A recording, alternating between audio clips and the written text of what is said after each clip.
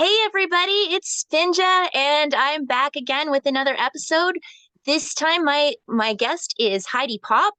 I heard her on an interview with Rob from Typical Skeptic, and I absolutely loved her energy, and she had touched on some of the work that she does with children, and it sounded really positive, and it was just somebody that I felt that I needed to connect with because um I don't, as you may or may not know, I am a mom. I have a 16-year-old son, and now a lot of what we're going to talk about today, unfortunately, he's a little past that, but I'm going to come at it from we're going to I'm going to pretend that he's 4 years old, and we're trying to figure out what the best route is for him.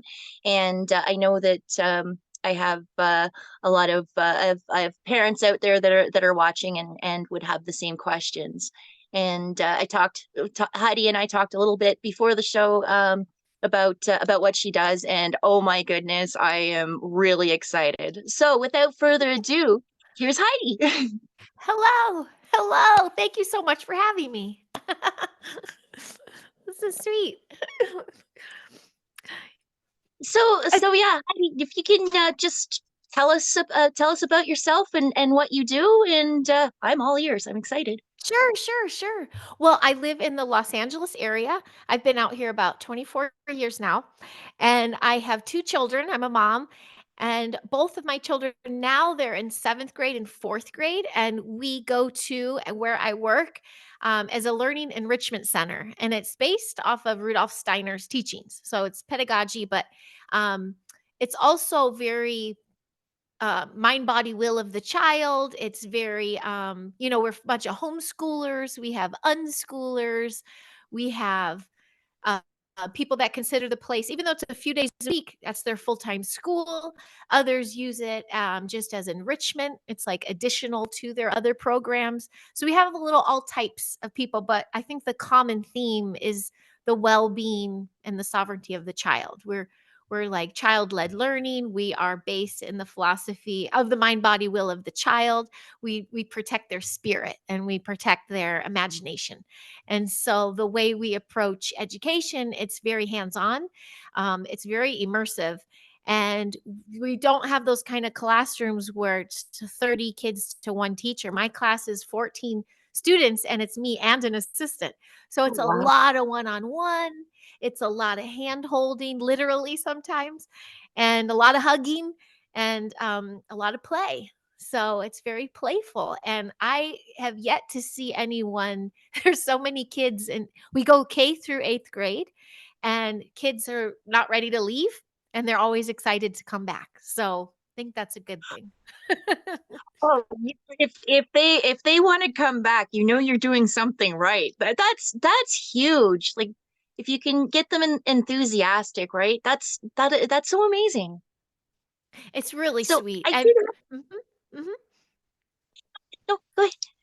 Oh, oh no, we found this place in 2021 actually. Before that, we were at a small not co-op, but it was a small Waldorf school, and it was small, meaning it wasn't part of the big bucks. They really at the time I was a single parent. I did exchange of my skills to the community to have tuition adjustment. Like we worked with them, but it was a very tiny local Rudolf Steiner based school. But I did not work there. I worked in motion picture, but I felt very safe with my kids there. And that was a 5 day a week full time school. So when we had that crazy lockdown and all that stuff happened, I started with a little pod in the backyard, and I still wasn't doing the teaching then. I had someone who left that school help me.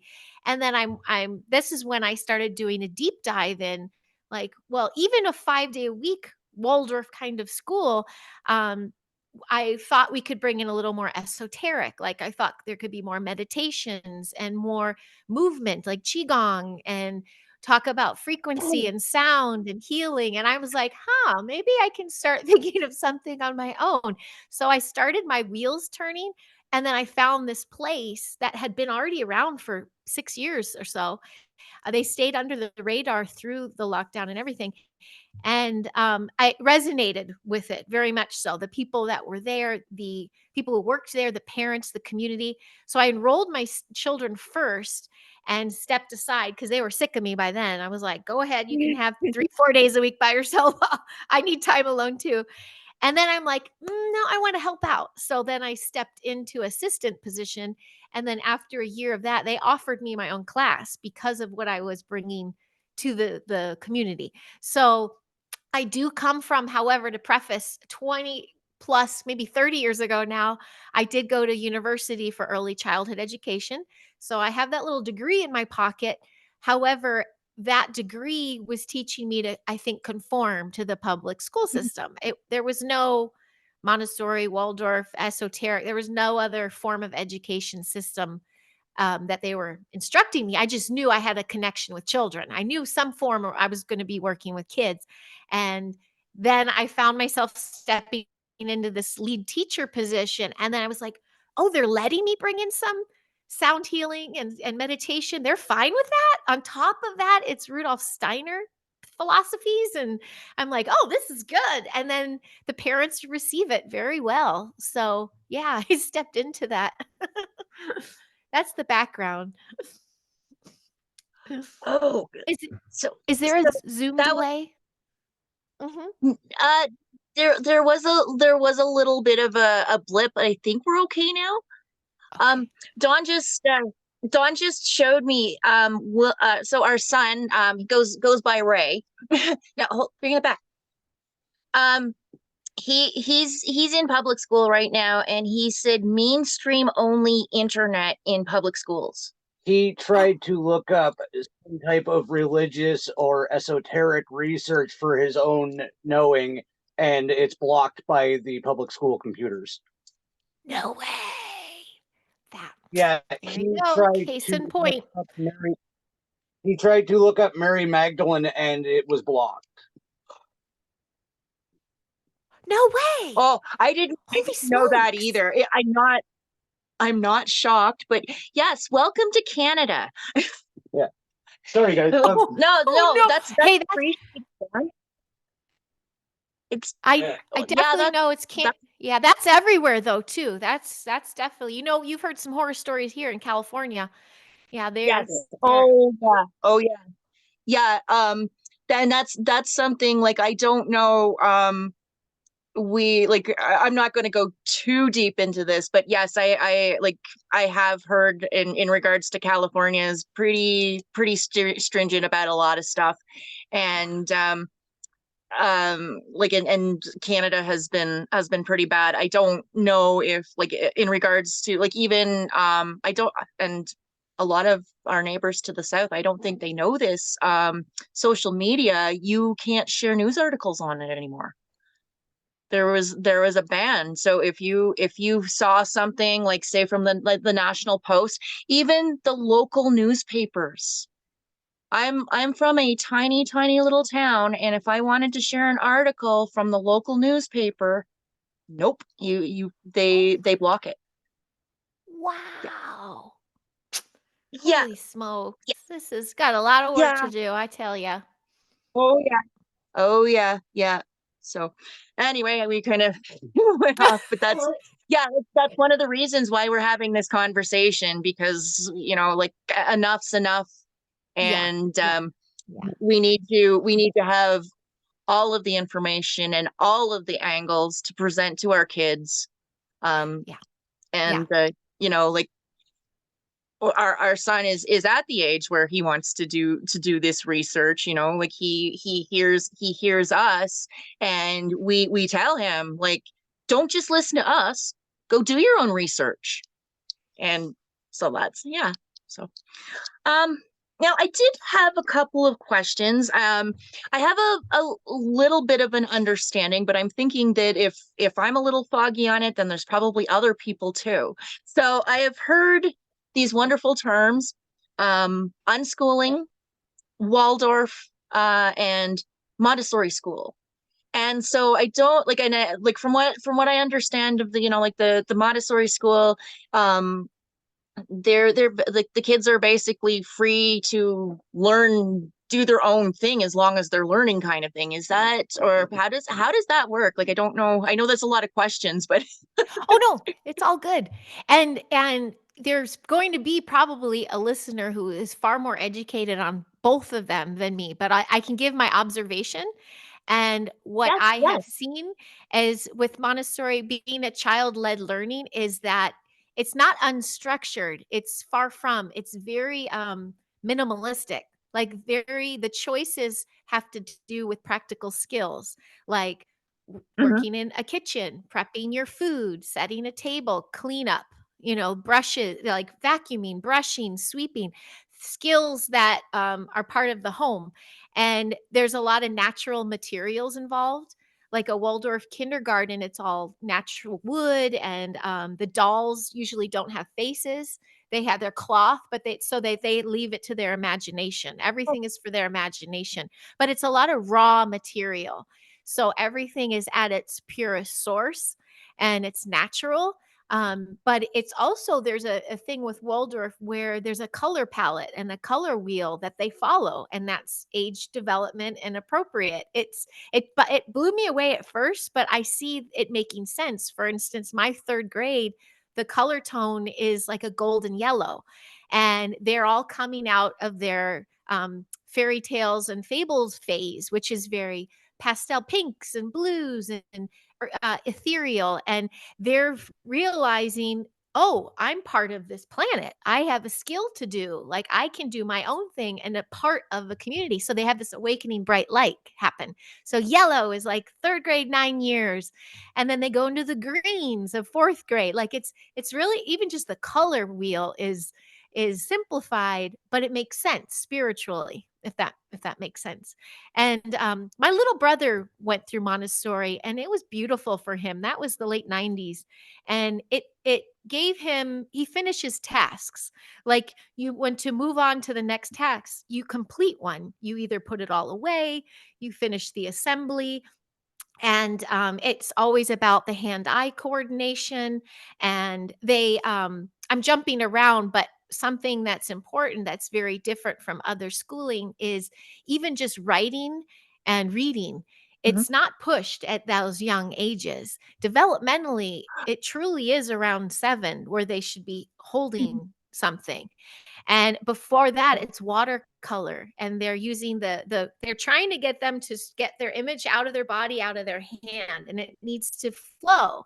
It's not rigid. Just it goes all the way down to how they sit at their desk with their feet flat on the desk, and the chair has to be the perfect height, and they have straight back. Like they're really it sounds so strict, but it's soft. It's done soft, and it actually is more natural and to the human nature than the forced other stuff.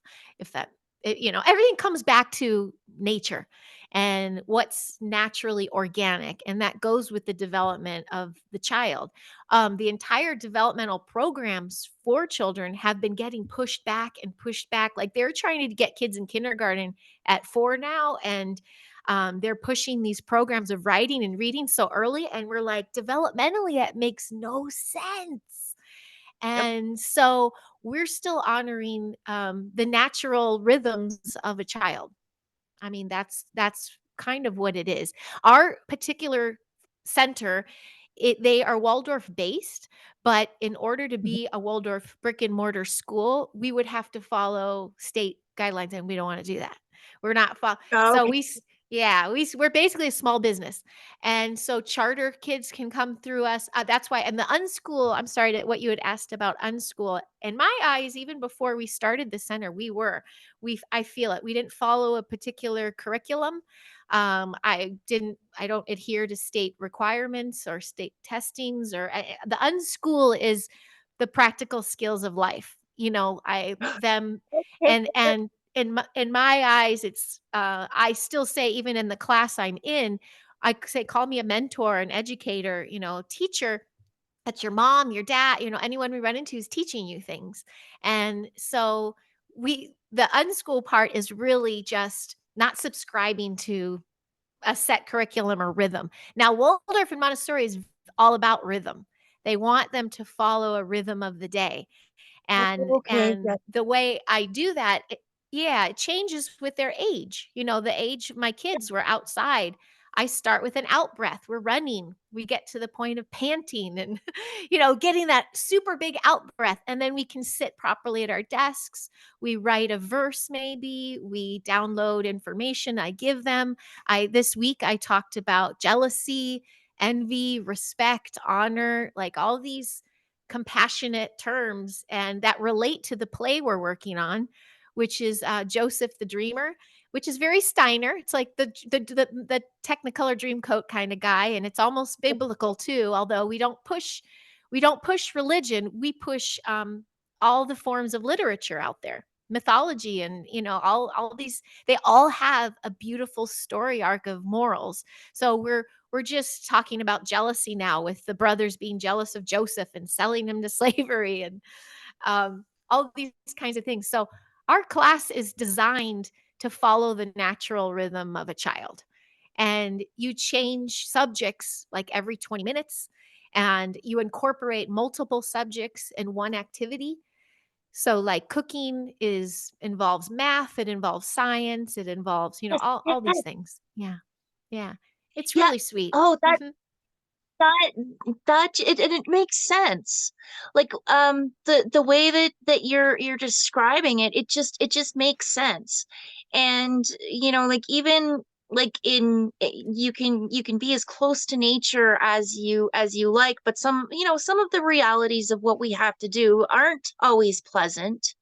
But if you basically rip the band-aid off and you show them, this is what needs to be done and this is why it needs to be done, then I think it would be easier for them to wrap their head around it. Because like we do still need some sort of structure and routine in order to, like, even like with what Donna and I have planned for the future. Like, we're dreaming big. We want to get a small homestead, and so that's going to involve, like, feeding the chickens and feeding the sheep, and taking care of the garden and stuff. And like, picking up sheep poop isn't the most fun thing in the world, but it's something that has to be done. And it Yeah. just Yeah. it sounds like, like, the kids are being introduced to this and it's being explained to them as gently as you possibly could, like, this is a part of life, and like, here it is. And it, and I really appreciate that concept, because like, with my mom, she passed away some time ago, but she did the best that she could with what she had. But she was also from the generation, like, one of their favorite terms was, because I said so, if you ask why. And like, that's one of the things that I promised myself as a parent. I will not say that to my son. If he asks why, I'm going to tell him why. And so Beautiful. Dawn, Yeah. Dawn just wanted to bring up a point for his experience, because you're describing, like, the learning setting. It just sounds so perfect, like, rather than like, trying to fit a square peg into a round hole, like Dawn. My son too, he says, my feet never touched the floor in school. They said I was fidgety.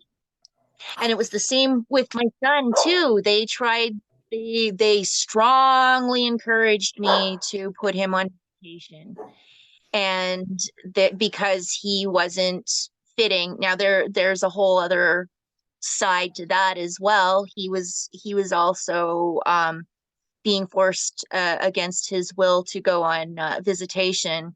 And so that brought up a whole host of things. They were trying to say that he had ADHD, which could very well be.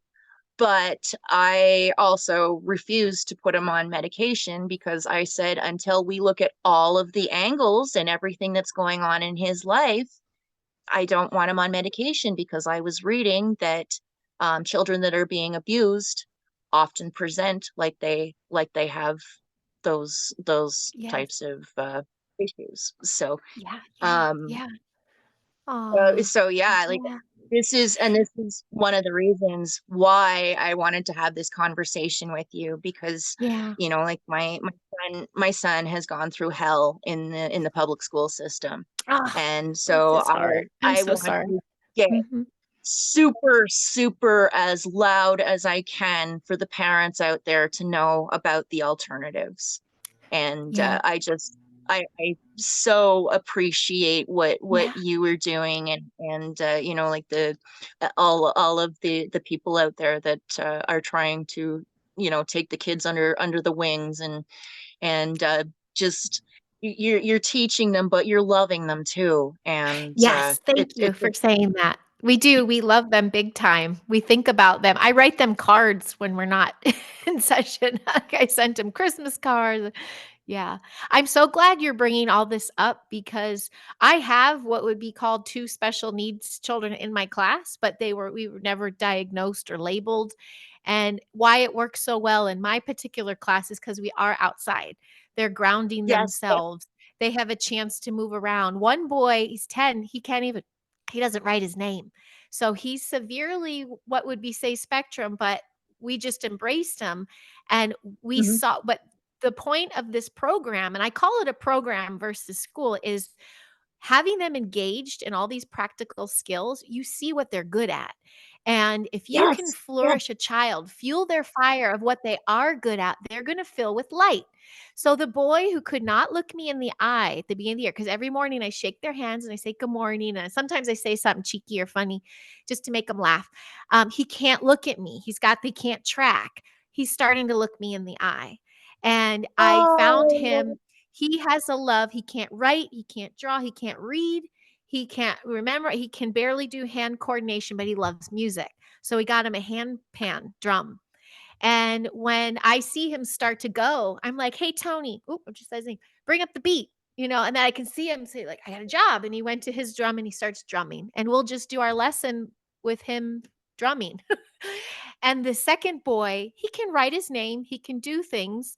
He as well is older, but we call him Mud Boy. Like if we turn around and he's not at his desk, we're like, that's fine. He's working on our trench or he's in the mud. And oh, if all I have to do is say his name and yeah, I go, Elia, and I sing it. And he goes, that's for me. I have a job to do. And I have him, it's just rhythmic. And I have a job to do. I go, when you complete this part, you may do this part. And it's gentle. He feels like he has accomplished something. Now, what we struggle right now is next year I will be inside.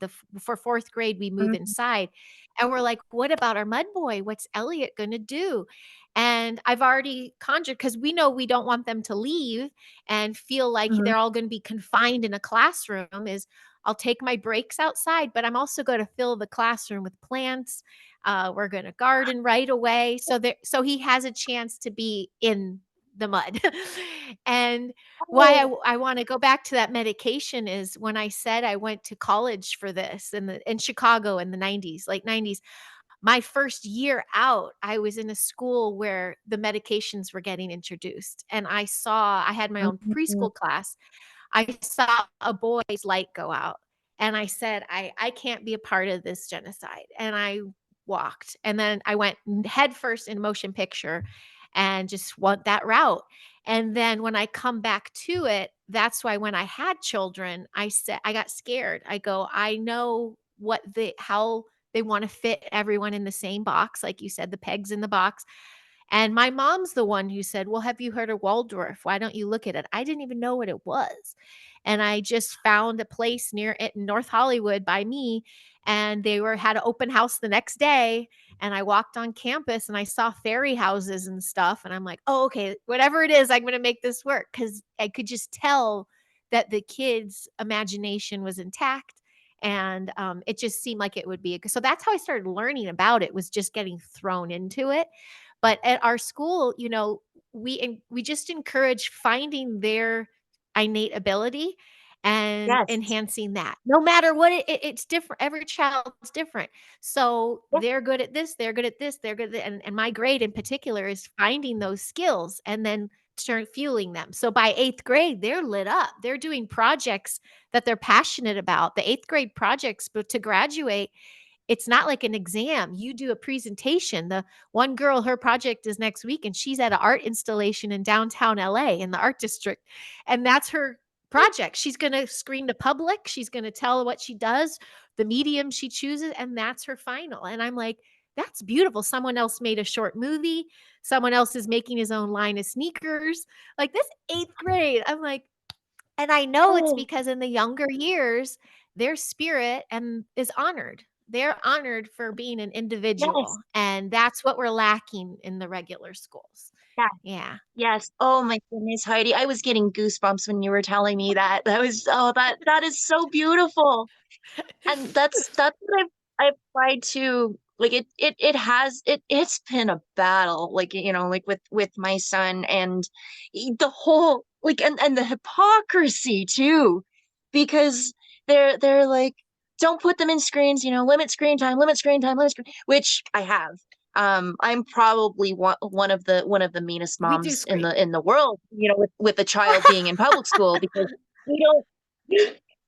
we don't we don't have internet at home now. At the moment, like, we're doing everything via data. At the moment, it's not by choice. We were trying to get internet, but there was a point where it was a choice. He was making some poor decisions, and so it's like, all right, well, we're not going to have internet in our home then. And like, they make fun of him, like, they ask him, like, is your family Amish? And well, if we could be. I know, right? It's beautiful. Yeah, don't get me And wrong. My kids they're on screen right now while I do this. Like I still juggle in the 3D, but I do time and a place, yeah, time yeah, and a place, and that's yeah. Mhm. that was the other point that I was going to bring up, because I'm also not going to say that he is or has been 100% screen free, because that is simply not the case.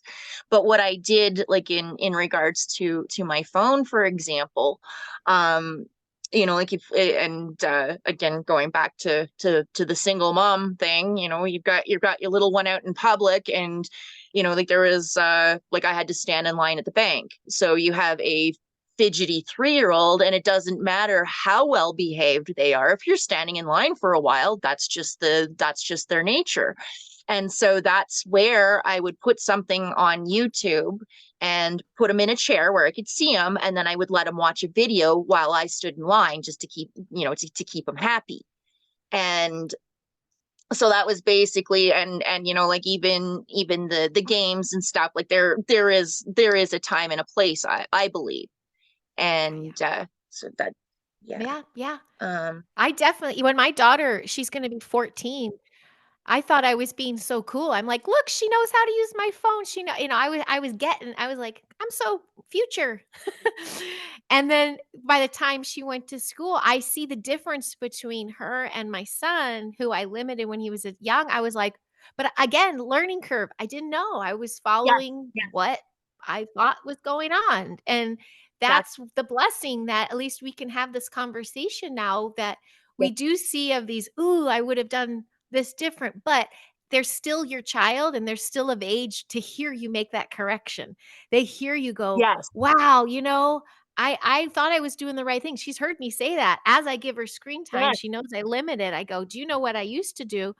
And I'm just fortunate for that we can talk to them. That's why, but offline, I was telling you, it's so yes, great about communicating with them is key. yes, It's yes, not like, stop. It's like I'm explaining myself. I know I let you do this before, but now that I'm more aware, I want to just limit it. And then, and here's your blue blocker glasses. And here, yes, no TikTok. yes, yes, yes. Oh, I absolutely, I understand that, appreciate it. And like, I do the same thing, like, with my son. And I try to explain it to him. It's like, okay, this is why I don't want you on the screen all the time. And unfortunately with him, um when he did go with his father did plop him in front of the screen.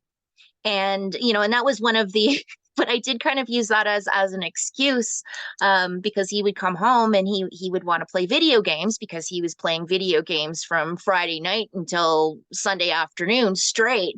And I'm like, well, bud, here's the thing, okay? I said, you have all the time in the world to play video games at your father's place, and have at it, enjoy, if that's what you guys are doing.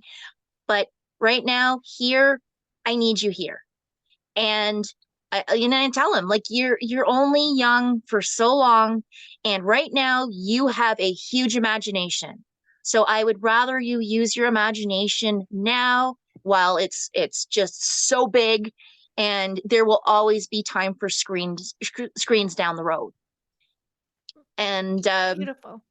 it it's been good, but unfortunately, he did become addicted to the screen, and it has traveled over here, and it is like, and it's real. The addiction is real. um we did have to take his phone away from him. I didn't agree with and I'm gonna sound very old school, and I'm gonna own it. I didn't agree with him having a phone. Like I and maybe I'm gonna sound, you know I didn't have a phone when I was 16, and I survived, and my mom was the predecessor to the helicopter parent. I had to, if I was with a friend or whatever, I had to call from there just to let her know where I was and just to check in and stuff. But I survived without the phone. Oh And yeah. with him, Yep. he has misused it to the point where his behavior was becoming dangerous. And so we have had to take the phone away, and we have tried to reintegrate it, but it just seems like every time we do, it just overtakes him again. And so that's something, Yeah. like, I do realize that he does, he will need access. And I mean, if he needs to make phone calls or anything like that, like, we make sure that we make sure that he's lined up to do that, so that Mhm. he still has the ability to communicate. But Sure. unfortunately, we have had to take the screen away, like the phones, because, like, we don't know how else to deal with this, because it's It's bad. hard. Yeah. It's Yeah, no, it's they that's I call it the weapon of mass distraction and mass Yep. destruction. And Yeah. I as well, my daughter was 10, and we had their biological dad. The stepdad just legally adopted him just like a couple weeks ago. We did that whole thing. It was so cool. It changed everything. But biological dad like walked out so many times. And I kept allowing him back in the life. So I thought I was doing the right thing. That was my excuse. I'm like, okay, she took my old phone at like 10. I go, now he has direct contact. So it's not like I'm not Yes. keeping him from him. He's gonna see Yep. directly, is he contacting him or not? And then she had it, and then that was the thing. Well, she got a phone then, now I want a phone, like, it's just a phone thing. But it Mhm. when the other so she had one, but they still don't hear from them, whatever. But our school, like, so Rudolph Steiner is very anti-media. He's all it's been the thing. But if you're at a full-time brick and mortar Waldorf school, they say no media. I even got interviewed with that when I signed my kids up. I'm like, I'm sorry, we have movie night, we do movies. I'll limit it though, and we won't talk about it at school. There's no characters on shirts, and everything's supposed to be imagination. But where we go now, it's a learning center. You get all walks of life. So you have some of those Mm. super Waldorf families that don't even have a screen at home. And then you have kids that leave a phone in their backpack. Oh, The times are changing. So you yes, can't yes, like put these rules one for all. You just have to at yes, least educate a child to make good decisions. And we as well, even yes, being a hippy dippy learning center, she's in the middle school. They ran into problems with that. They're looking up things they shouldn't, again, with the yes, development stages. If yes. children are introduced to porn or crazy stuff too early, it's Yep. trauma. You you Yep. you traumatize their brain. So these things are happening even in a Steiner Learning Center, and we're like, oh, this is a weapon. So we Yes. just have to train and be Yes. like, should I be doing this or shouldn't I? That's where the parenting comes in, and we do our best. We do our best. We try. Sorry to jump in again. I just kind of have to on this subject. The Yeah. universe has also helped us along with Oh, that yes. and systematically broken every piece of technology that he's received from anybody over the last year. Wow. It's been longer Well- than that. Not joking. There just seems to be some unseen attack on him. He has broken well, the most recent was my phone because he had broken his phone. And so he was out and about, and we didn't want him to be phoneless. And so yeah, he dropped my phone, so the screen got shattered. Um, Oh he no. had we had bought a TV for his room. This was before his addiction was really bad, and it was conditional. He wanted a Wii U, and then he'd had a DVD player, and the the house that we lived in was very small, so we were going to give him his own space, and that worked until he dropped the screen for the Wii U, so that was useless, and then he ended up knocking his TV off of his dresser, so that was useless. Somebody had gifted him an old laptop that got dropped.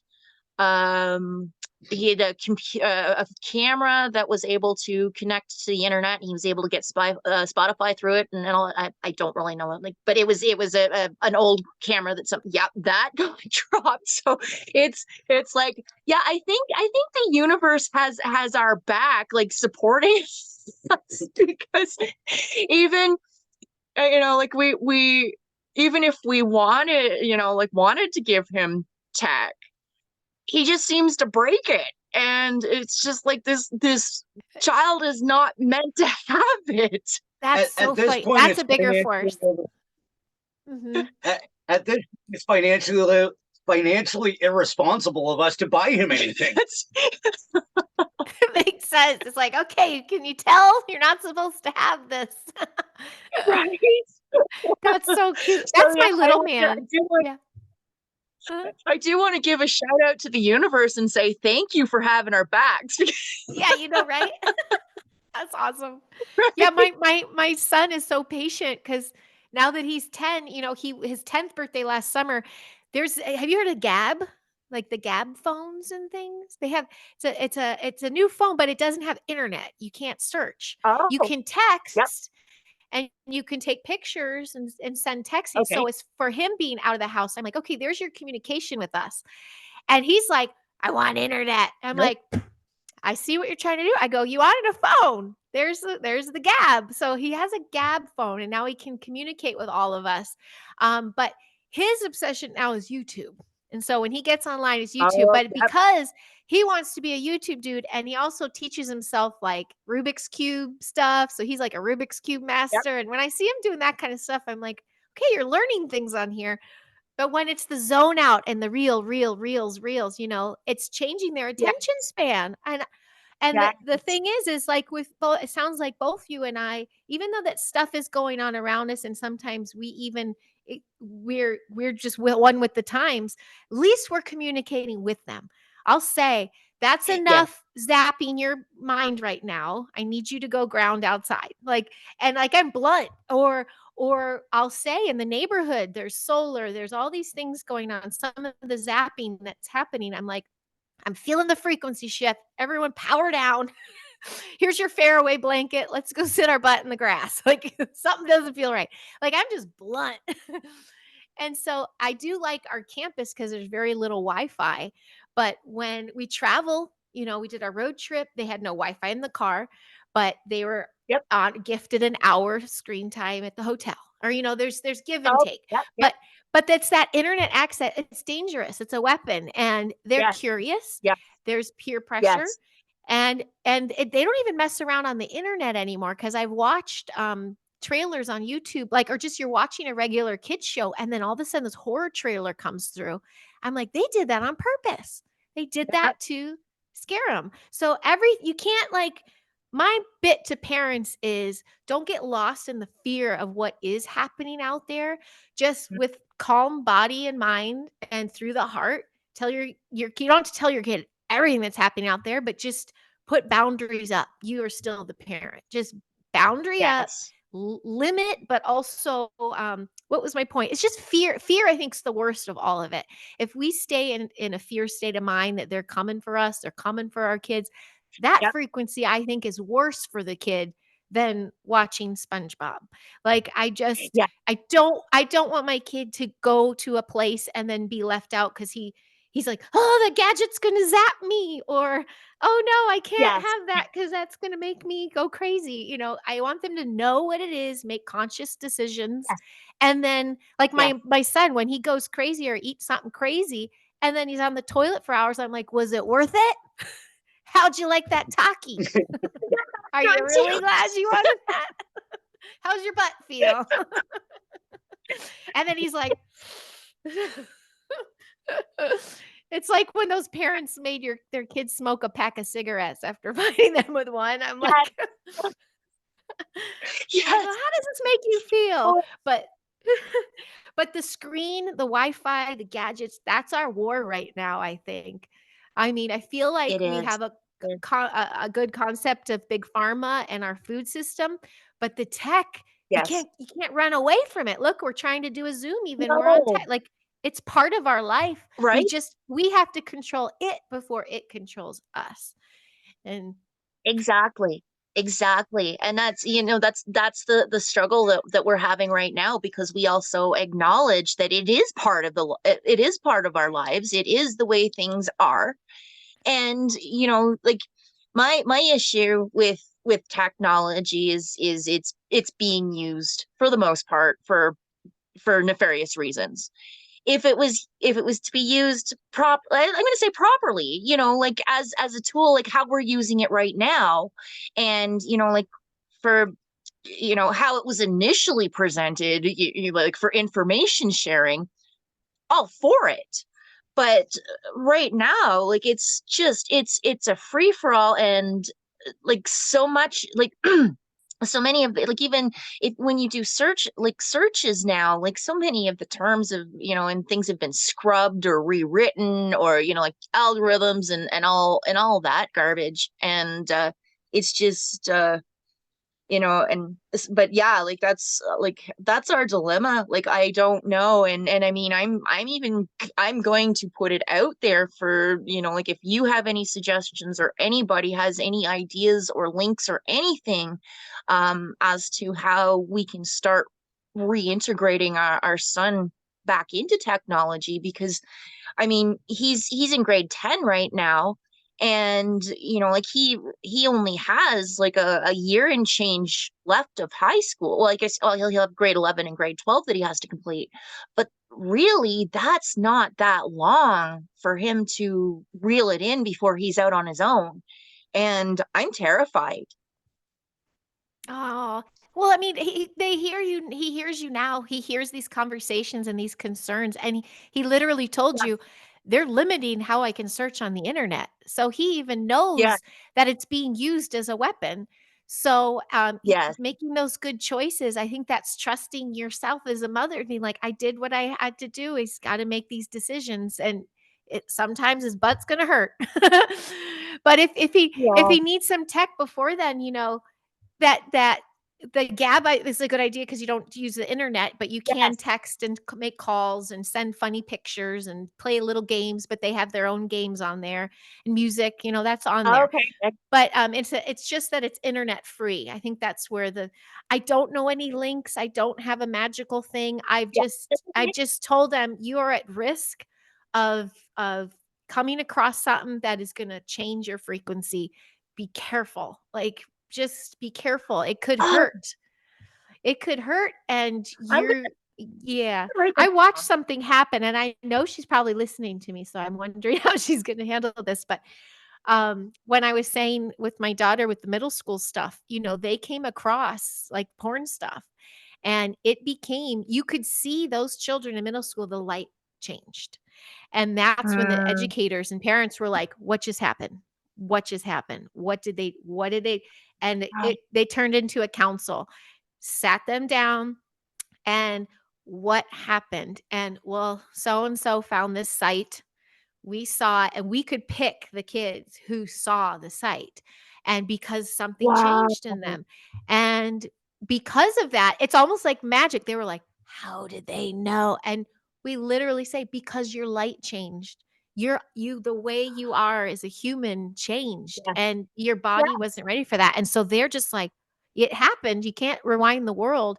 But they had to cognitively go, not only is my mom amazing because she could see that, but they're still trying to protect us. There was almost this like, because when they did see it, it's dirt, it doesn't feel right. You're like, their bodies don't react the way they do in their late 20s or whatever. So they're even like Mhm. uncomfortable. Then they're holding on to a secret. Then it's a lie. And this darkness comes around them. So when you can Yes. pop Yes. it and be like, I saw that. I'm calling you out. How can we help? What can we do here? I know it doesn't feel good. Let's connect here. And then it's like they start to diffuse, and they're like, "Phew, I don't have to hold on to the secret anymore. I get it. There's a boundary." And then they just, they're cognizant now. They're like, I don't want to go there again, because they'll see my light changes when I do. So and they don't. So we're rebuilding the light then. We got to build you back up. Let's stay off. You're not allowed to go on for at least 90 days, or then a really heavy hand comes in, but they get it. They're like, okay, I get it, because that didn't feel good. So that's just one instance, because I noticed with my daughter, who's probably listening, um, she still didn't get to the point of saying I saw anything, but I know her friends did, and she held that Mhm. secret. And so when that had to came Mhm. out and she didn't have to hold it anymore, she became herself. And I'm like, wasn't that Oh. hard? Wasn't that hard to hold on to a secret like that for your friends, because it was wrong? And go, what if it was, hey, what if you were the friend that was like, hey guys, that's not a good idea. We're not supposed to do that. That's when teach them to speak up and protect your Mm, friends, and all these little lessons that involved all revolve around communication, again, with the transparency and communication. And I think that's where the tech is scary, because it blocks your communication with your child. They seek yes. Yes. strangers online. They have Mhm. escapism. They just numb out, because they don't want to face the difficult conversations. And our learning center, we sit and counsel. Even my third graders, we made a sacred council. It's under trees with tree stumps. And we're like, okay, let's figure this out. Let's talk it out. And you talk it out, and then everyone lightens up. It's like we miss the art of clearing the air. It's just swept, and then you numb out. And I'm like, no, no, no. We have to clear this. And communication, I think, is key. So I don't have a right answer or link or anything, but just tr- uh, be gentle to yourself as a parent, and forgive yourself for not knowing. It's a war. It's a war for our children's minds. And Yes. so we're on a battlefield, and they're doing their best that they can do too. So as long as we just say, it's okay, that happens. Let's backtrack and start again. Let's try again. I don't know. It's hard. It's such a hard thing. No, I really appreciate that because like and I wrote that down like you brought up a really good point about changing your frequency, and I think that is something a perspective that I can share with my son because he is at that age where he gets it, and he hears Dawn and I, and he's paying attention to all of this stuff, which I love. I love it. And Yeah. I'm Yeah. probably going to sit him down and we're going to rewatch this together because I think it's very important for him to hear what you have to say because like and like from your perspective because that's the other thing like that I'm working on and I know I'm not alone. I think it's probably more common than not. Like I came um like I was raised like my mom did the best that I could that she could with what she had, but I was surrounded by a lot of toxic, like narcissistic energy, and I was controlled and basically told what to do. Like I couldn't think for myself, and all of these things. And so a lot of this, like how my mom would approach things, it's very different because we wouldn't dare do half the stuff what my son has done, and like, and he's just being a normal kid, right? And so I have to learn from all of it.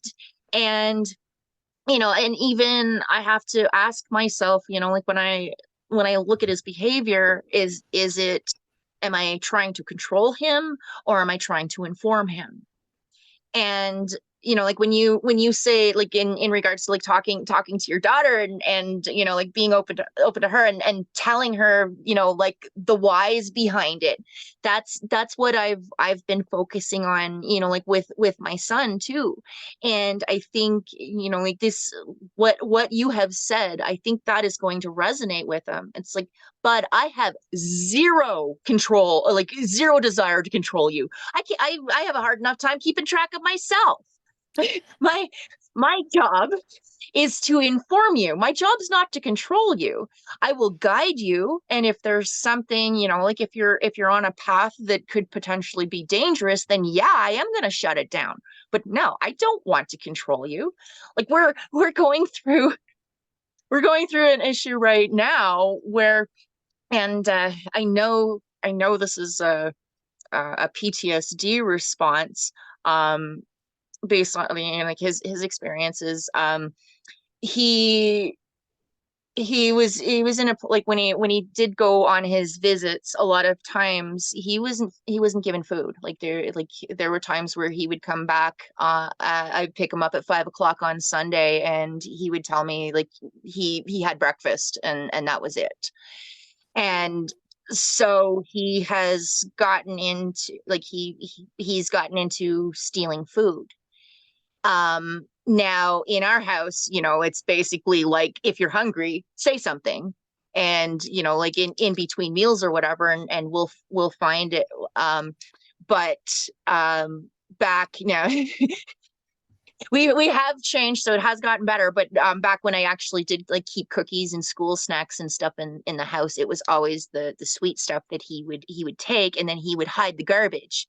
So where we are at now, though, he's gotten past the stealing. Now we don't have cookies and stuff in our cupboard anymore. We may, if we're gonna go on the unhealthy side, we make our own stuff. So that, Oh, that's like, great. we bake cookies and bake the cake, and all that. So it's a little extra effort. So, and he doesn't have the opportunity to hide it, but he has been in a position where he's earned his own money, and so he's free to spend it as he wishes.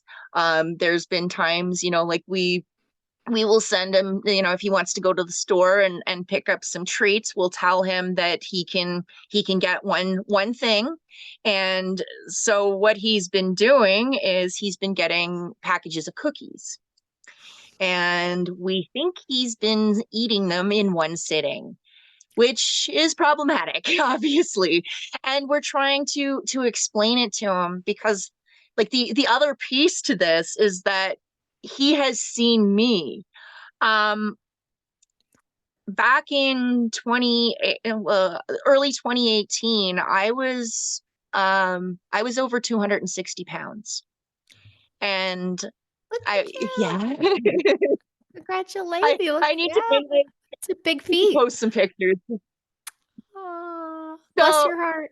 I you. I say to him, like, buddy, do you not remember when I was that big and I was that unhealthy? It's eating like that brought me there. We aren't trying to be miserable. We get it. The cookies are awesome. They taste really good, but they are so unhealthy for you. And if you keep doing this, you are going to end up like what I was. And I also got into it because I told him I have been beyond blessed with my health. I think like I caught myself before there was any permanent damage that I know of, because like I have no arthritis, like there's no problems with my joints or anything like that. I didn't have diabetes, like, and consumed massive amounts of sugar. Like it was mostly soda that was the culprit. Gotcha. But Mm-hmm. just trying to get through to him that I'm not trying to control you. I'm trying to give you the information like that Yeah, you yeah, need, yeah. because you Mhm. you can't eat like that, bud. Right. Do you know, observationally, and the hit I get, because it resonates even with the food part. Because back in my day, I had bulimia issues. I had a whole storyline, but all the work, the healing work done, and now with this tech involvement, it's almost like it's not the cookies, it's the chemical, it's the dopamine or the serotonin hit you get when you get Yeah. that bum rush of feeling, or a sugar rush. And it sounds like if screens were limited and that was an addiction, this is the new how he gets the rush. Because you can get the same rush from a screen or from a video game. You get the adrenaline, you get the hit, you get the dopamine, the serotonin. And so the chemical imbalance, it sounds like. And so he's feeding the beast, however it is, if it's package of cookies or if it's screen time. And I didn't know that until I started doing this kids health series. My buddy Lawrence put that in perspective for me, because one of my kids is a sugar kid, and my daughter, and that's the one who was on the screen the most since she was young. And I'm realizing she's trying to get Wow. that hits she was getting. So I'm trying to find, well, I started theanine, which is an amino acid supplement that kind of helps level and that's first thing in the morning, and it levels the way you burn your sugar. And it's not a big pharma, it's nothing. It's a supplement. It's a vitamin Okay. mineral supplement and amino acid. Um and it seems to help her in that regard. And then what else was he talking about? Just getting into the vitamin supplements to balance the chemicals so you're not craving the rush. And it was the omegas, omega fatty acids, the omega 3s, he said, and that theanine. It's a good combo to just feel you're not craving a rush. And then when it does come, it gives you headaches. It's not fun anymore. It's not like Mm. if you do surrender and you're like, but this is what works, and you do it, it's not comfortable anymore. So then you're like, whoa, that was too much, where you couldn't do that before.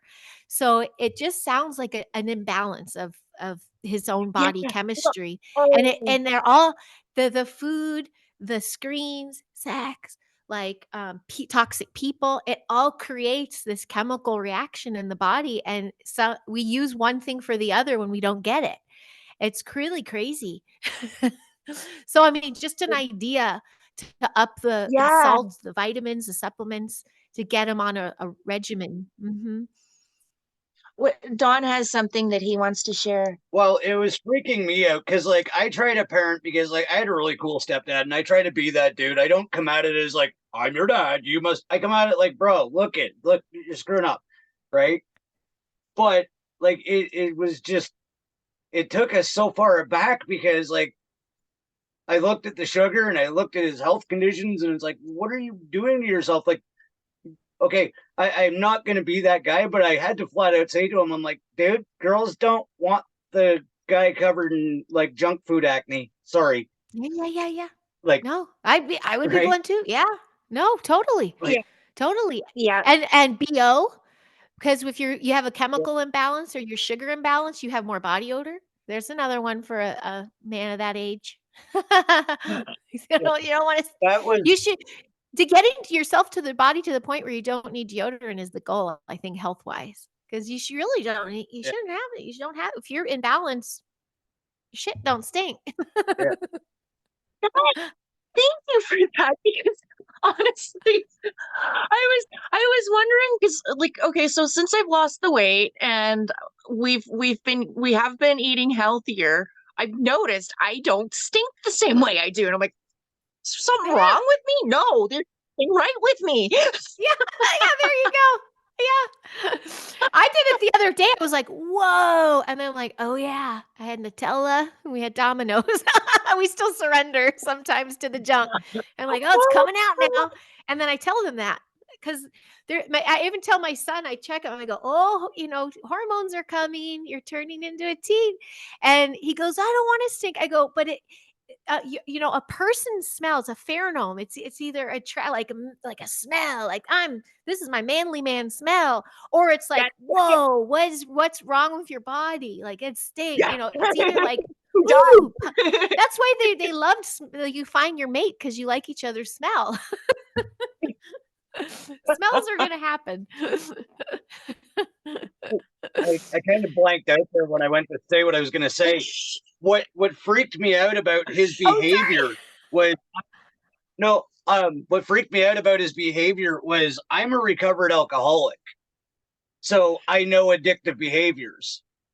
And you're absolutely right that it is a chemical reaction that he's looking for, because when he's ashamed of it, he has junkie behavior. He has addict behavior.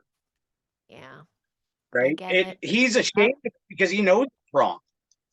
Right? And then it He starts knows the he has. cycle again. Mm-hmm. Mm-hmm. Yeah. Right.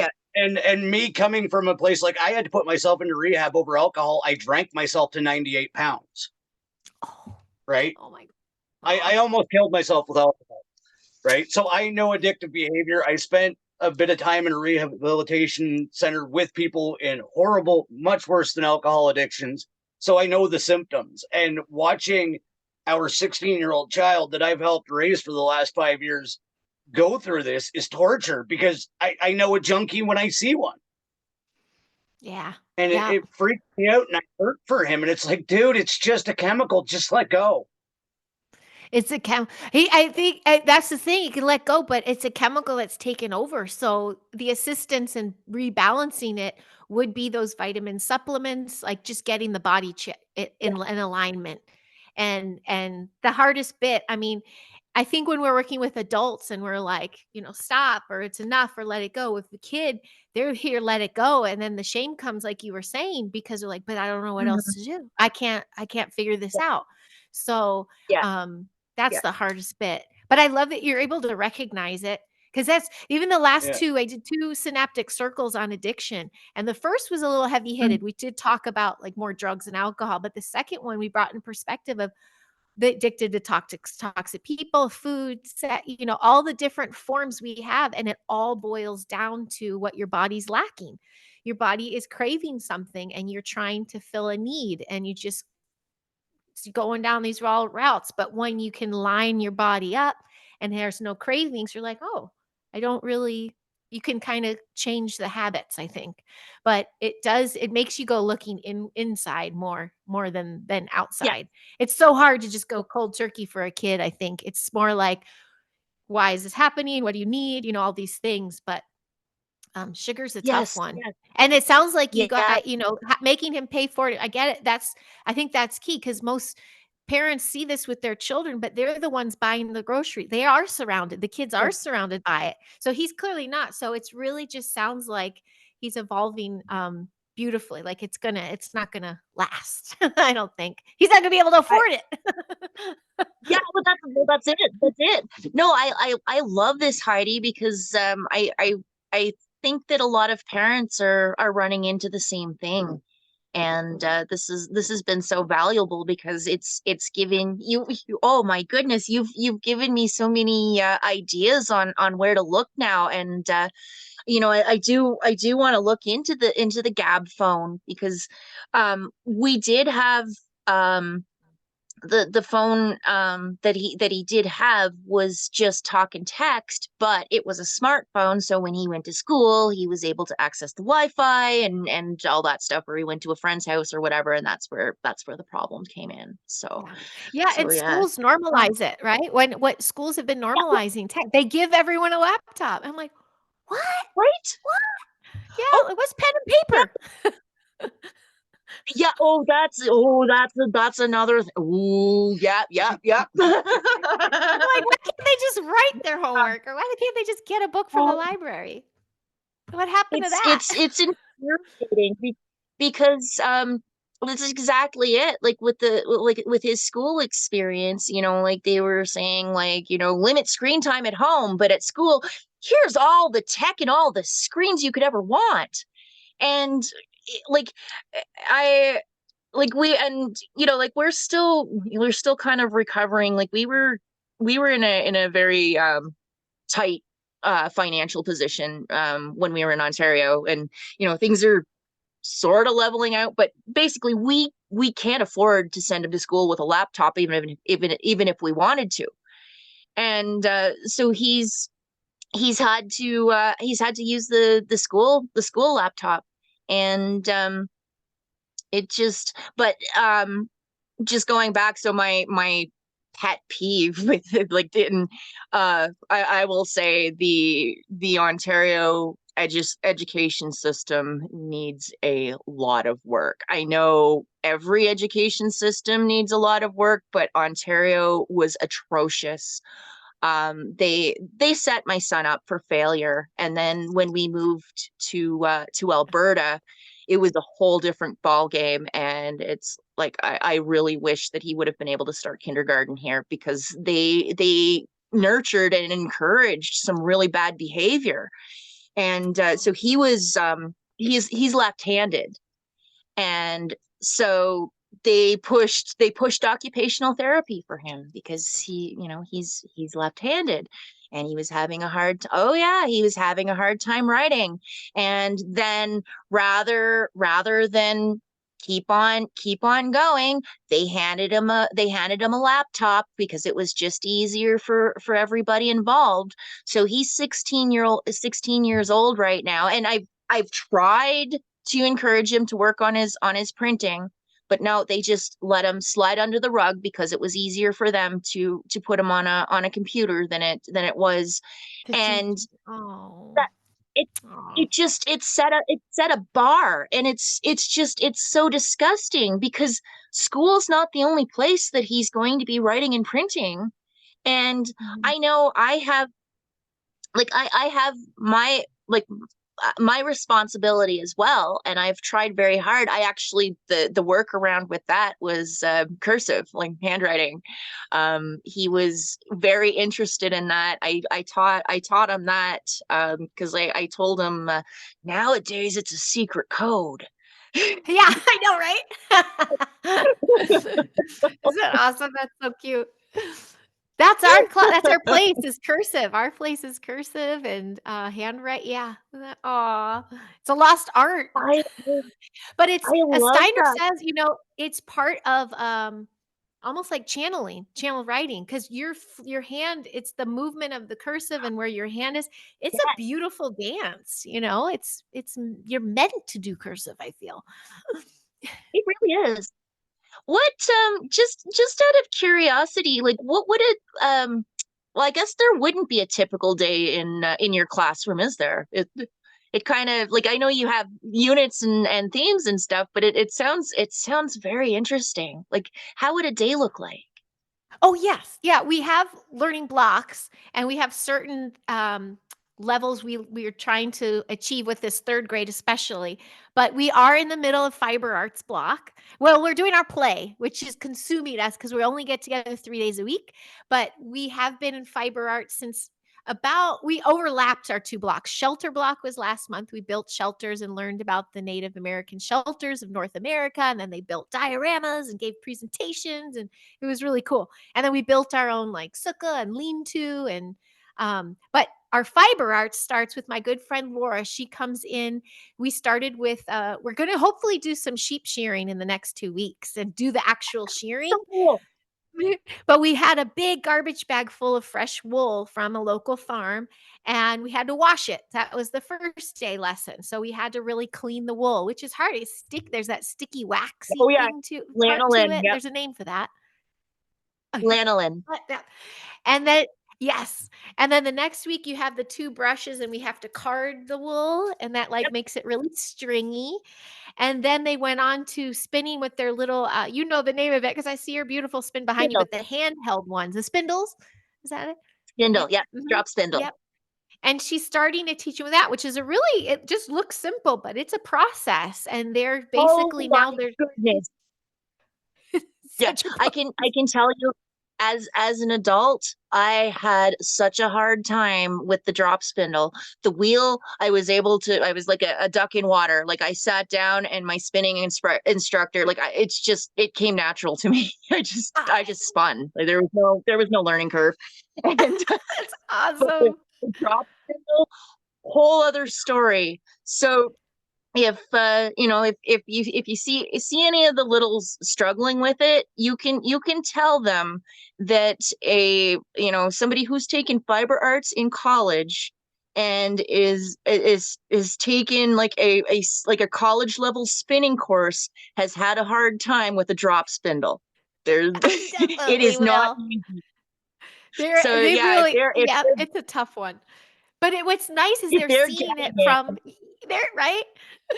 We did this beautiful we you know we make our own textbooks. So we what I do on the chalkboard, they imprint that into the book, and then that's their end of the year. That's their grades textbook. But we have like a language arts book and a math book, and so this language arts, I did this diorama of like starts with a sheep, and then we shear it, we wash it, we card it, we spin it, and then it's like fabric, or we loom it, or we make beautiful fabric out of it.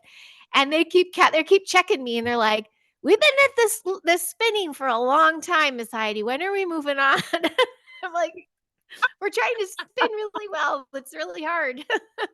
So we're oh, it's hard. But it is. what's so It cute really is is. it Yeah. incorporates into our play. Yeah, it's so cute. But in our play, there's even a line from two characters saying, "Let's go check our fabric on the loom." And they're like, "Where'd you get all the colors?" And we talk about the different ways we dyed the loom, because back in the day with color, they had to use natural resources. We collected sour grass, and we dyed the wool. Some of the wool is dyed with sour grass, some of it's dyed with onion peels, and we're Yes. changing the colors, and we all these basic cute little things we're doing. It's really sweet. But I should tell you a day Oh, in the life, right? Or what were you gonna say? oh no, I was having a hard time not nerding out because you started talking about nature dyes, and I'm like, oh yeah. Oh, yeah. Miss Laura taught us all that stuff too. It was so cute. And when we were around Easter, what's so cute is a lot of these families at home die naturally too. They dye their eggs naturally. So that was interesting to learn about that. We made our own little Oh, color wheel of what kind of colors we got to use. So oh, very that's so creative cool. imagination. The lights are on. And I have to stress again for those who are watching, we are in Los Angeles. So this community's big. These people, they were all from all walks of life. So parents are getting frustrated with the old systems. And we know I've been on the city hall steps since 2015 with you can't really fight an old system that is thousands of years old. You have to create the new system. So Yes, we're yes. trying to slowly grow and show that it's possible to do this even in a major metropolitan toxic city. We are sovereign. So I have to keep sharing that. So because the kids are night and day where they come from, but the parents are like, something is working here because my kid's happy and he can't wait to go back. so and I think because we're doing all this tactile work with our hands, they have a feeling of Yes, accomplishment. They're not just yes. rushing to finish something or test. There's we don't. We test, are you being a good human? I'll oops, have you been kind to your neighbor? Are you being creative? It was my little light. My dog rocked into my light. So our day in our life is we're only together from 10 to 3. So the first hour I'm setting up the classroom, and we have a big cabinet with full of all our goods we call Narnia, and I just make things look nice.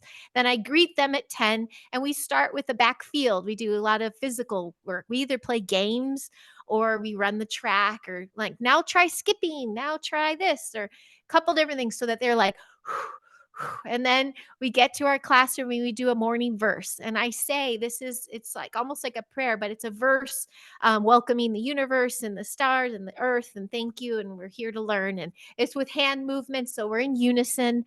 And then um, I start with, what we're doing for the day. They need to know what's our day. And each of the 3 days is something different. It always starts with a 2-hour main lesson block. So that's really me. I'm on.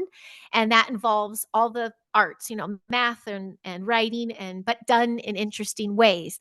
And like the first hour, we'll do some desk work, and they can stand at their desk too. Beautiful wooden desks.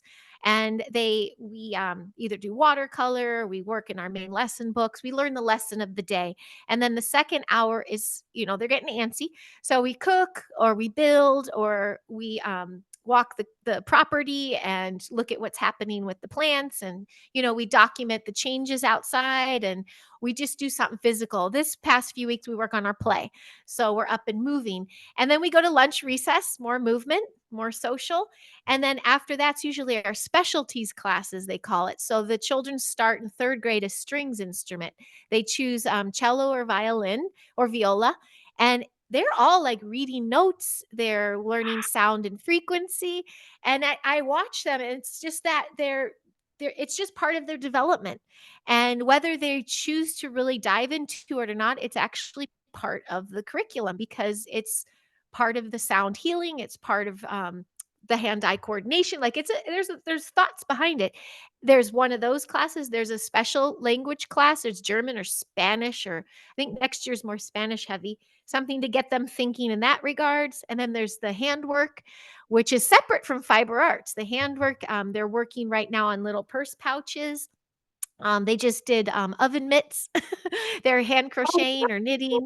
Yeah, they start handwork in first grade, where they whittle their own knitting needles. And so Oh that's my their knitting needles.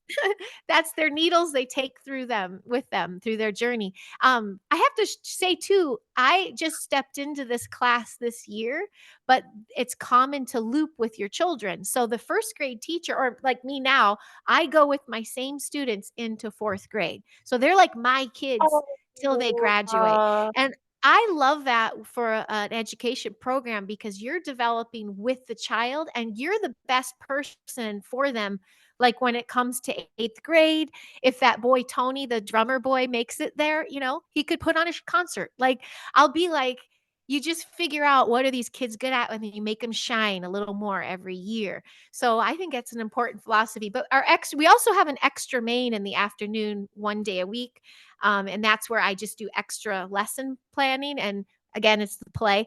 And then we have fiber arts hour. And then we have a garden farm block. We were supposed to be at a farm twice a month, but it didn't work out. So it's really me just like helping them garden, and which I'm new at. I was new at it. I'm like, we're figuring it out alongside them. We have a compost we work on. We made little animal habitats everywhere for the lizards and geckos, and it's really sweet. But it's like the actual academic. I tell parents, some of them have expectations of, meeting state requirements. I go, I'm sorry, this is not that kind of program. The 2 hours a Yeah. day, so 6 hours a week I have with like putting stuff in their main lesson, or learning a new arithmetic skill or something. I go, it's very small, and you have to help carry on the work at home. Like they have to carry it on from Thursday to Monday, or have them in something else. It's not like they'll forget it, but they need to nurture the academic along too. And some of them do, and some of them really don't. And again, it's okay by me, because I'm not looking at, are they doing, or did they understand that division right there? Like we're barely doing division, and it's okay, because they just made a cake. And that is a very difficult thing to measure. But they did a very good job of that, And so I have my parent teacher meetings coming up. Only a couple have signed up so far. And I tell them, we're not looking at as your child's work up to par with everyone else's. I'm just saying, this is how I met them at the start of the year. This is where we're at the end of the year. And this is what I observed. And I love I just that. want to, yeah. And so I want to make sure, is this program suiting you and your family at home, or and what do you have questions for me? It's really just a conversation about how I see the children. And the only concerns I've had as of late is one family, the one girl is just always hungry. She's starving. We've been feeding her because we have a lot of snacks, because I'm like, what's happening with her at home? Her teeth are hurting, stuff's happening. So I'm going to have that difficult conversation with them and say, we notice she works better at school and she's present when she's full. What is it like for you at home? Like, that's the conversation. Or my difficult kid quotes, because he just wants to be heard. I know his parents are going through a difficult divorce. There's 2 homes now. I know where he's coming from, but it's very disruptive. So I'm going to check in with the parents and say, how are you guys doing? What does the summer look like for him? Is he going to have some stability? Because, this is what I'm seeing. Because bless his heart, he's just missing the lessons because he's not grounded. He has no safe. He comes to our place for a safe space. I know I'm talking a mile a minute, but I hope I kind of did the day. And then, just so you know, the end of the day, we close the day with another verse. And then, at being outside, we've buried crystals, we've gridded our classroom. I've told them, how does the energy feel here today? And if they're sometimes like, it doesn't feel so good, I go, well, how can we do that? And so we'll do a meditation, I'll do, we do tonal scalar toning. I learned from Matthew Morney, and I don't know if you know him. And I'll have Yes, him pick a he's vowel, awesome. and then we'll breathe in and hold it, and then we chant. Yeah, we do the scalar toning. And I'm like, he's going to be on one of mine in June. I'm going to talk to him in June. So it's really, it's sweet. It's enchanting. And again, I was new. I was handed this stuff from my mentor and saying, well, here's the curriculum I did, it's a Rudolf Steiner curriculum. She's like, do what follow what you can, but infuse yourself in there. And that's what I've done. That's why I do the esoteric too. But next year in 4th grade, it's Norse mythology. It's a lot of like Vikings and war, like fight and own tradesmen. But it's really like, we're going to get into a whole nother level of humanity when we talk about, the Viking age and Norse mythology and gods. And it's going to get a little more, it's also a little more, we're more academic. We're at our desks a little more. We're writing a lot more. We're reading a ton more. So this 3rd grade, I loved because everything's physical, growing, planting, building. And they need that at 8, 9 years old. It's called the 9-year change. And it's a very huge developmental stage. And being in charge of that this year has been a blessing because it makes me correct myself with my kids. Even I look at what was their 9-year change like. And like my daughters, like walk down and, just, which was fun for us. We had a good time. But I just watch. I observe more than I teach, I feel, and I react more. And like, to me, an educator is more about listening and reacting than it is teaching. I'm not going to school you. I'm going to balance you out. I just want to level out their nervous system. That was a lot of words. Sorry.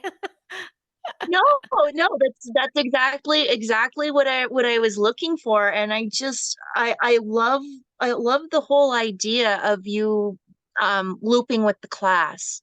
I think, like, just the way that you've described it and how you were talking about these kids, you have an opportunity to actually know the kids.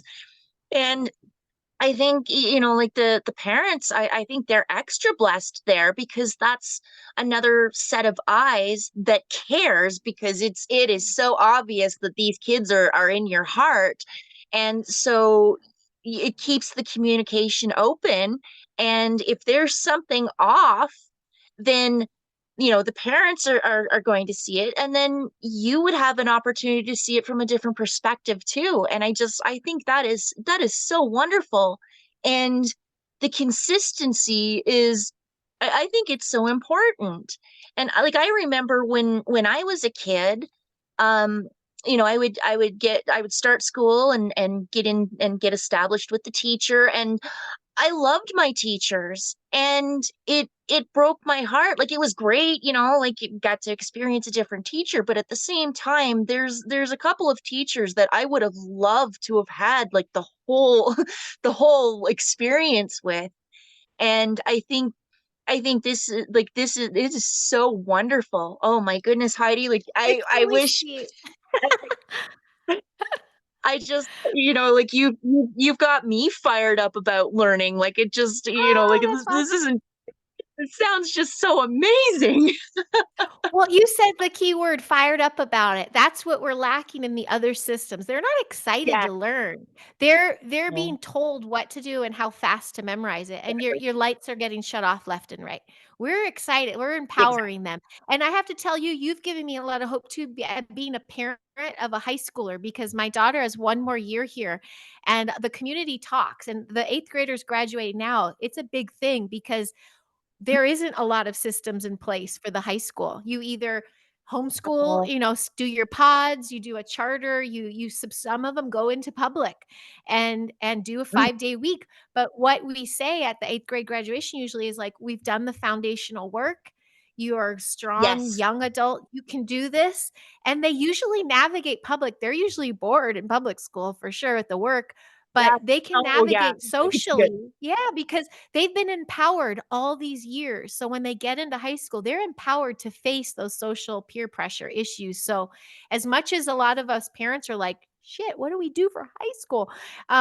We Yeah, yeah. trust that we've done the early childhood work we needed to make sure they're prepared. So there's room for more growth too. We're like, oh, this place needs to get a high school added.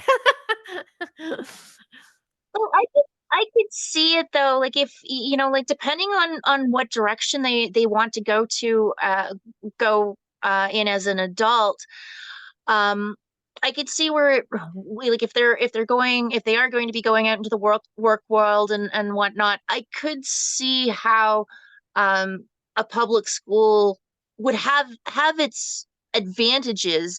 Now, the foundation that they have, they would be able to see through the crap loud and clear. I'm Yeah, very confident of that.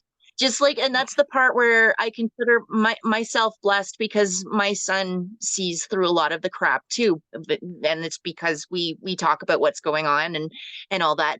And so it would come back to like the same like how I mentioned about how I have my son view it as an anthropological study, and so it would give them an idea on how the world is to a certain degree, the different types of people that they're going to be encountering and the different energies, because like the energy and the learning environment that they'd been in so far, it was very, very different.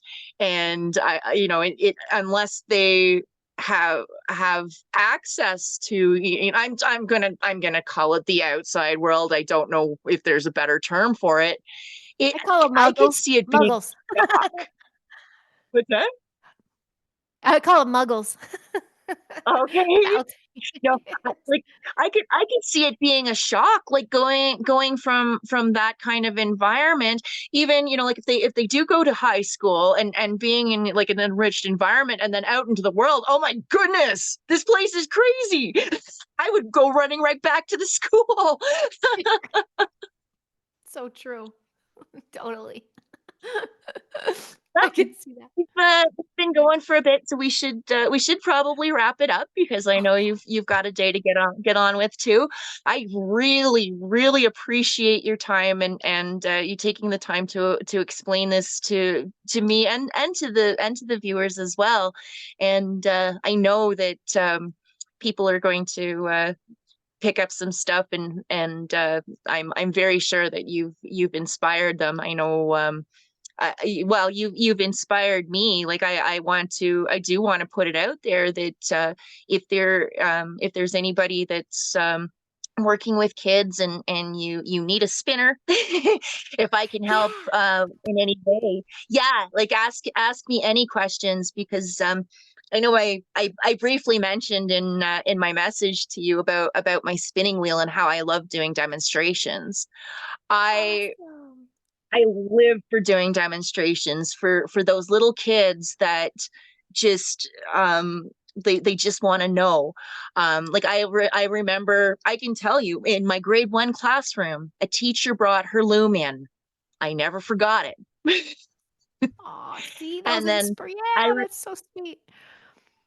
I remember being at the county fair, and there was a lady with a spinning wheel, and I never forgot it. So for me, I want to be that person that's out there that has the kids asking questions. Um, I won't go for too long, but I know you would appreciate this story. I was doing a demonstration. I was at a fair, and I was also selling some of my work as well, but the main point was like for the spinning. And there was this little girl, and I'd say she'd probably be about 8 years old, and she was asking me everything. So she wanted to know about carding. So I showed her carding, and then she wanted to know about how my wheel worked and where it came from. And she was asking me what this knob did and what this button did, and all these different things.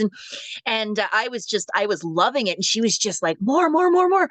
And her mom comes over, and no, her mom was there, and she said, okay, sweetie, like you've asked this lady a lot of questions, it's we should move on.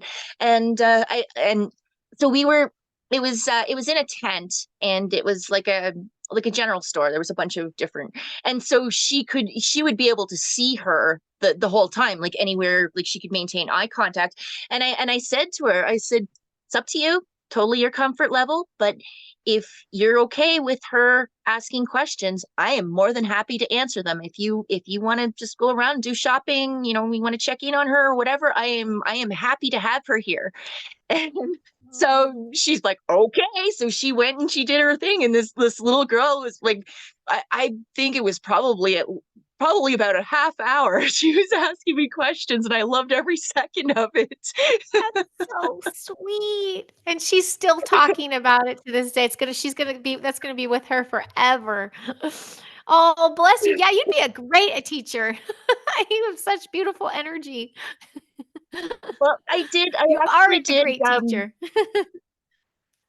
I did coach figure skating when I was younger, and I loved it. I loved working with the kids. And that's like down the road, I do want to offer lessons. And I have done demonstrations. There was a Girl Guide troupe that had asked me to come in, and so I brought my wheel in, and I let the kids try it. And that that's fun for me, because there's been a couple of little girls that have sat down at the spinning wheel, and they were naturals, and it was so cool to see. That's awesome. That's so cool. I wish I had detailed question because Miss Laura takes over, and that's when I go lesson plan or do something. But I've been watching. I'll have to get you back on that one with questions. But I wish I could Yes, just yes. fly you down here with your loom.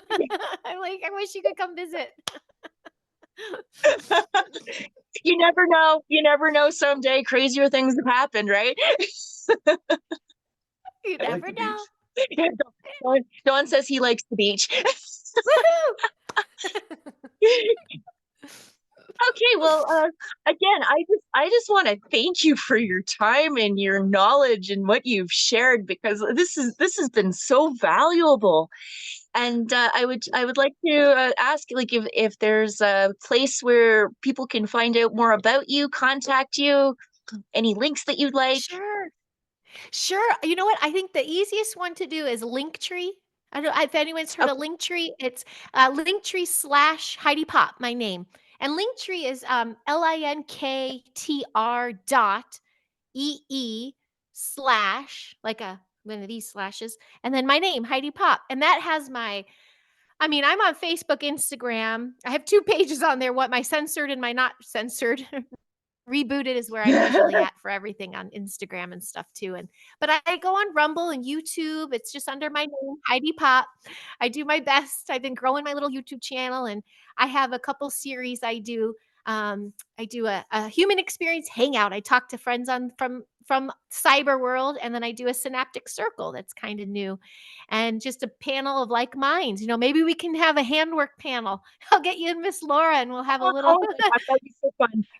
That would be cool. See, I'm always like, so this is all selfless. I just do it for fun. And I love sharing anything my human experience and what I've, done. That's how we build community, and that's how we shift and be the change that we keep seeking. We have to do it ourselves, I think, and be it ourselves. And that's what we're doing. Yes.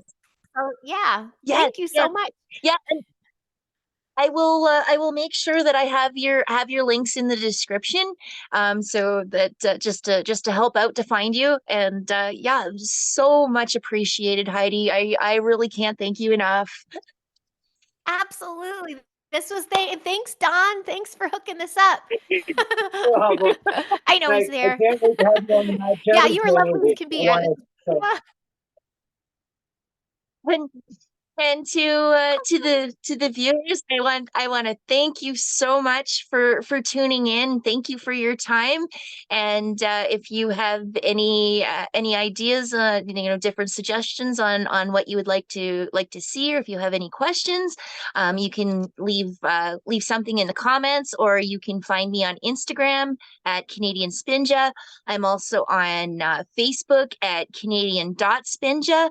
I will say, I just do have a favor to ask though. If you are going to message me, if I would appreciate it if it was like an act, if it was a question. I'm happy to answer questions. If you're just going to say hi, then it's better just to find me, like comment on my Facebook status, or whatever. That's the easiest, because I do work 10 hours a day, and five days a week. So my time is a little bit limited. So I don't really have time for the highs in the private messages. Know that I do get them, and I do appreciate it, and I love you guys. But I would like to talk a little bit more, not just hi. So anyway, thank you again, and we will see you next week.